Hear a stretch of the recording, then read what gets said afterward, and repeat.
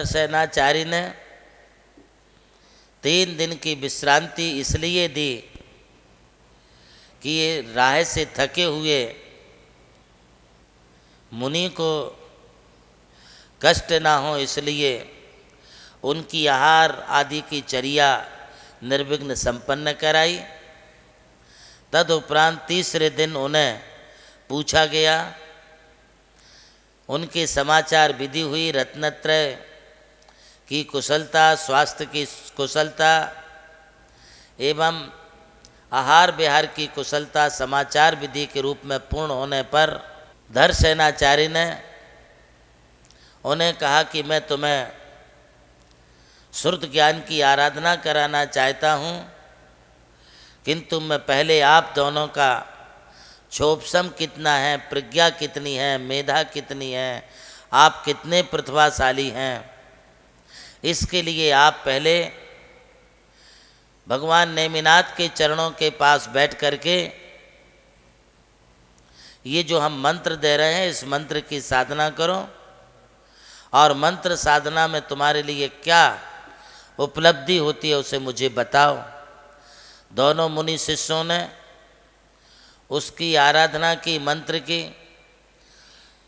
गुरु के दिए आदेश के अनुसार शुभ मुहूर्त नक्षत्र में मंत्र आराधना की, किंतु मैं श्रोतागणों को बताना चाहता हूँ कि जो श्रावकों के लिए जो मंत्र आदि की सिद्धियाँ वर्षों वर्षों तक जाप आदि करने पर प्राप्त नहीं होती हैं, वे रिद्धि सिद्धियाँ मुनिराजों के लिए अत्यंत पवित्र भावना है, एकाग्रता है और उनके लिए तप होता है, इसलिए अंतर मुहूर्त में वो सिद्धियाँ हो जाती हैं। आजकल लोग मंत्रों के पीछे पड़े, तंत्रों के पीछे पड़े, यंत्रों के पीछे पड़े। यह यंत्र मंत्र तंत्र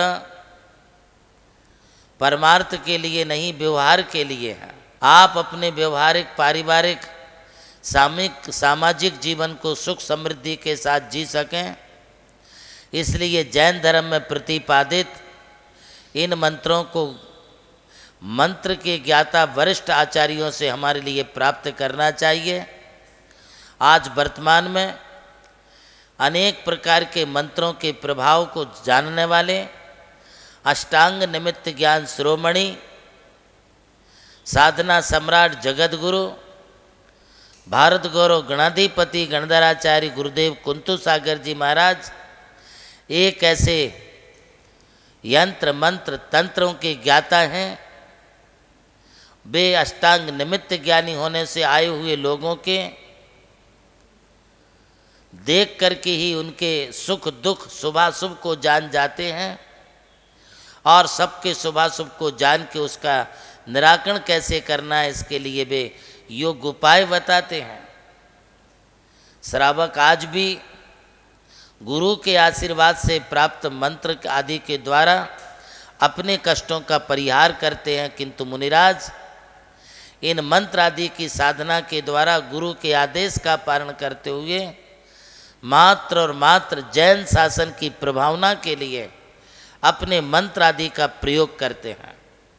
भगवती आराधना में यह बताया है, साधु संघ की बैया वृत्ति के लिए, जिन शासन की प्रभावना के लिए और जिन शासन पर किसी प्रकार का कोई कष्ट आया है तो उसके निवारण के लिए साधु मंत्र आदि का प्रयोग करता है। इसके सिवाय अपने निजी जीवन उपाय के लिए, उदर पोषण के लिए अथवा कौतूहलवश किसी को चमत्कार दिखाने के लिए या किसी प्रकार का प्रलोभन आदि करने के लिए वे कभी भी मंत्रों का प्रयोग नहीं करते हैं।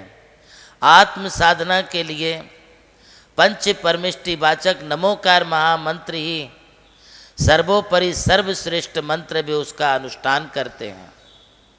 इस मंत्र के द्वारा जहाँ उनके लिए असंख्य कर्मों की निर्जरा होकर के परंपरा से मोक्ष की प्राप्ति होती है, उसी नमोकार मंत्र के द्वारा इतना पुण्य बढ़ता है कि संसार के समस्त सुखों की भी हमारे लिए यथा समय प्राप्ति होती जाती है। दोनों युगल मुनियों ने जब मंत्र अनुष्ठान किया, उस मंत्र अनुष्ठान के कारण दोनों मुनिराजों के समक्ष 2 देवियां सिद्ध हुई। एक देवी की आँख नहीं थी, एक आँख से वो अंधी थी, कानी थी, तो दूसरी देवी के दांत बाहर निकले थे। दोनों मुनिराज विचार करते हैं कि किसी देवी देवता का ऐसा विकृत रूप तो होता नहीं है, किंतु इन दोनों देवियों का ऐसा रूप क्यों। दोनों मुनिराजों ने विचार किया, हो ना हो मंत्र में कोई हीनादिक अक्षर होगा, इसलिए ऐसा हुआ। मंत्र व्याकरण शास्त्र के जानकार होने से दोनों मुनियों ने उसे शुद्ध किया, पुनः उस मंत्र की आराधना की और वो मंत्र सिद्ध हो गया। गुरु के पास गए, गुरु से निवेदन किया और गुरु को कहा कि हमने ये मंत्र सिद्ध इस प्रकार से किया। आगे की चर्चा मैं बाद में आपके बीच में करूँगा कि उन्हें मंत्र सिद्धि के बाद धरसेनाचार्य ने ज्ञान कैसे प्रदान किया और हमारा ज्ञान परंपरा कैसे चली।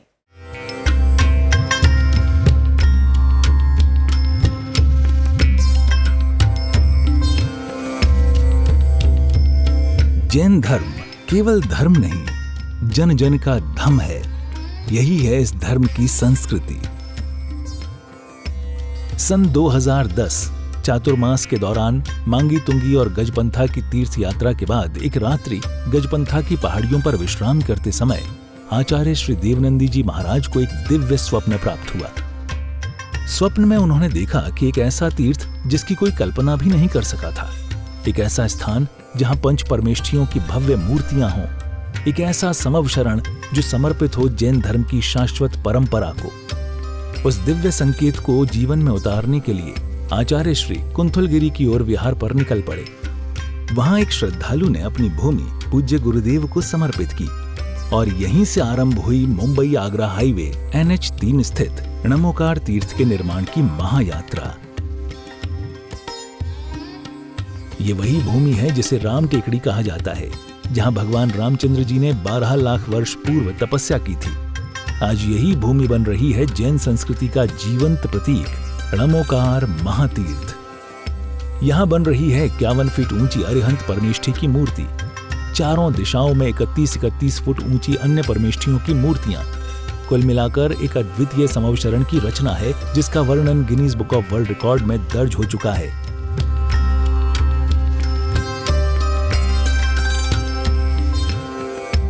इस भव्य मंदिर जी में स्थापित किए जा रहे हैं 24 तीर्थंकरों के 24 मंदिर, पंचमेरु, नंदीश्वर द्वीप, नवदेवता और 64 रिद्धि मंदिर, सप्तऋषि मंदिर और गोमटेश्वर बाहुबली, संमेद शिखर जी की झलक और क्षेत्रपाल मंदिर। यहाँ पर अब तक 250 से अधिक कमरे निर्मित हो चुके हैं, जिनमें 75 साधु साध्वियों के लिए एवं यात्री निवास आधुनिक सुविधाओं से युक्त है। AC रूम, भोजनशाला, कैंटीन और विशाल गुरु मंदिर। णमोकार तीर्थ का भूमि पूजन 8 फरवरी 2014 को संपन्न किया गया था और आज लगभग 10 लाख स्क्वायर फीट से अधिक निर्माण पूर्ण हो चुका है और अब यह दिव्य तीर्थ अपने चरम आयोजन की ओर अग्रसर है। 2026 में जिन शासन के वरिष्ठतम आचार्य परम पूज्य साधना सम्राट गणाधिपति गणधराचार्य श्री कुंथुसागर जी महाराज के सानिध्य में एवं परम पूज्य प्रज्ञा श्रवण सारस्वताचार्य श्री देवनंदी जी महाराज की प्रेरणा एवं निर्देशन में 400 से अधिक साधुओं की उपस्थिति में आगामी 6 से 13 फरवरी 2026 में णमोकार तीर्थ का भव्याति भव्य अंतर्राष्ट्रीय पंचकल्याणक प्रतिष्ठा एवं महामस्तकाभिषेक महोत्सव का आयोजन होने जा रहा है। खुल रहा है पुण्य का द्वार, जो करेगा भव पार।